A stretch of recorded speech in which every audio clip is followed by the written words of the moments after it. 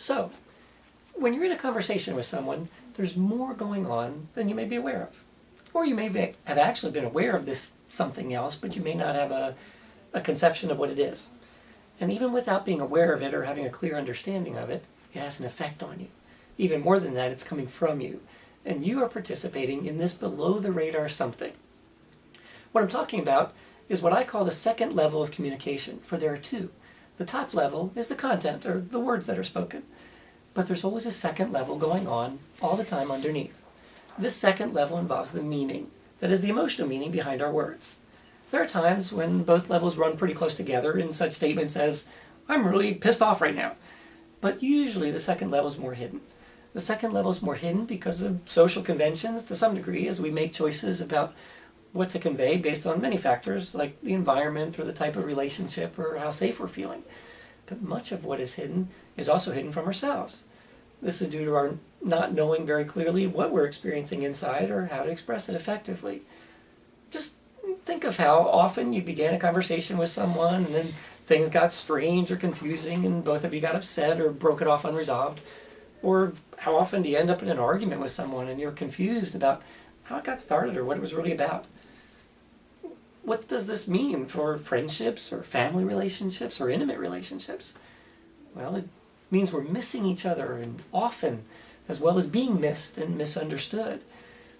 We could blame the other person for not being more clear about what's going on inside of them, but it's doubtful to move us productively forward. Consider how you respond to accusations and confrontations.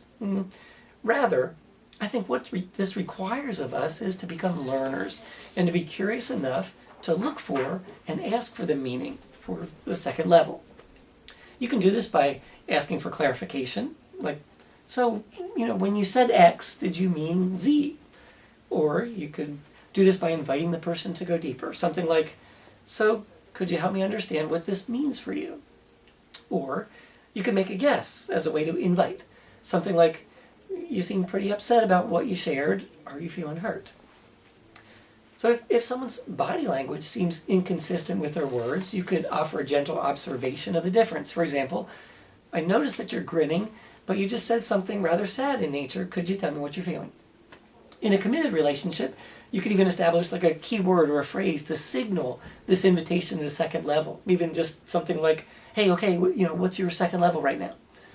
Now, you could do this in almost any type of conversation, but it would be sort of weird, wouldn't it? Like someone asks, if you want a cup of coffee, and you respond with a, what do you really mean by that? So let me give you some scenarios in which I believe going to the second level is appropriate and helpful. Here's one. Let's say you and your husband are discussing an issue with the kids, and he gets distant, and he says, let's talk about it later, or you just figure it out. This could be a time to get defensive or accusatory because of this brush off, or it might be a great time to get curious and ask him about what he's really meaning.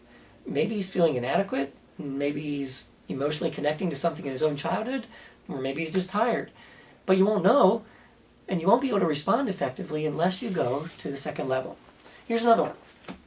This time you're a guy and you're hanging out with a friend, and you get to talking about politics and the election at some point, and he says to you, you always think you know everything. It's so annoying. At first, you may want to tell him off. But what if instead you said something like, dude, you seem pretty worked up. Can you help me understand what this is about? It might mean he simply thinks you're a know-it-all, but if you go to the second level, you may discover that he's actually upset about something else entirely, or he may be feeling insecure because he believes you really do know much more than him.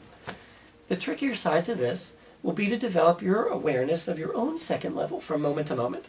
But as you practice going to the second level with a close other, they can help you by reciprocating and asking you helpful questions so you can work out with them what's going on at your second level.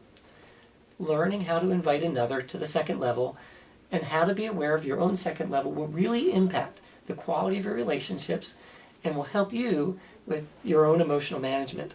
Give it a try and let me know what you think.